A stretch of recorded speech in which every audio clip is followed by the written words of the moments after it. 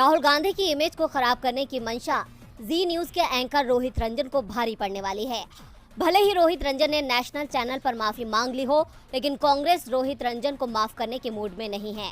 आपको बता दें कि राहुल गांधी के एक बयान को तोड़ मरोड़ कर प्रसारित करने के मामले में पत्रकार रोहित रंजन के घर पर छत्तीसगढ़ पुलिस आज सुबह पहुंच गई।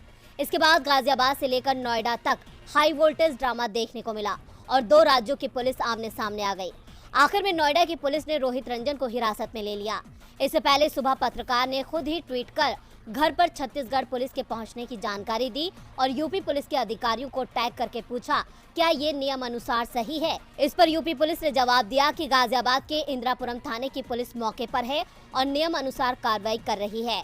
CM Yogi Adityanath, ADG Lucknow zone और गाजियाबाद के एसएसपी को टैग करते हुए रोहित रंजन ने ट्वीट किया था। उन्होंने लिखा था, बिना लोकल पुलिस को जानकारी दिए छत्तीसगढ़ पुलिस मेरे घर के बाहर मुझे अरेस्ट करने के लिए खड़ी है, क्या ये कानूनन सही है।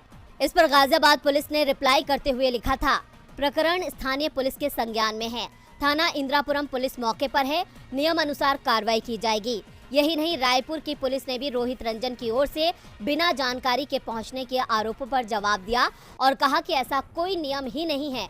रायपुर पुलिस ने लिखा, ऐसा कोई नियम नहीं है कि आरोपी को जानकारी दी जाए।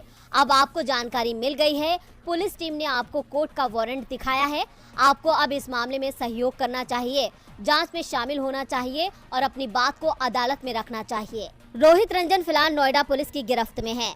नोएडा पुलिस की इस कार्रवाई को लेकर अब यूपी की सत्ता पर काबिज बीजेपी पर एंकर रोहित रंजन को बचाने का आरोप भी लग रहा है। अभी तो ये मामला थमता नजर नहीं आ रहा है।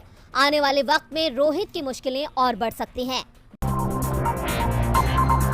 अगले कुछ महीनों में होने वाले गुजरात चुनावों ने अभी से हलचल पैदा कर दी है और सत्ताधारी पार्टी सत्ता पर बने रहने के लिए कई जतन कर रही है और इसका जिम्मा खुद प्रधानमंत्री मोदी ने उठाया हुआ है। यही कारण है कि पीएम बार बार गुजरात दौरे पर जा रहे हैं और बीते दिन भी पीएम गुजरात में ही थे और कांग्रेस भी अपनी तैयारियों में जुट गई है। यानी मुख्य रूप से लड़ाई बीजेपी और कांग्रेस के बीच नजर आ रही है, लेकिन अब कांग्रेस ने अपनी तैयारियों को नया रूप दिया है और अपनी रणनीति में बदलाव किया है।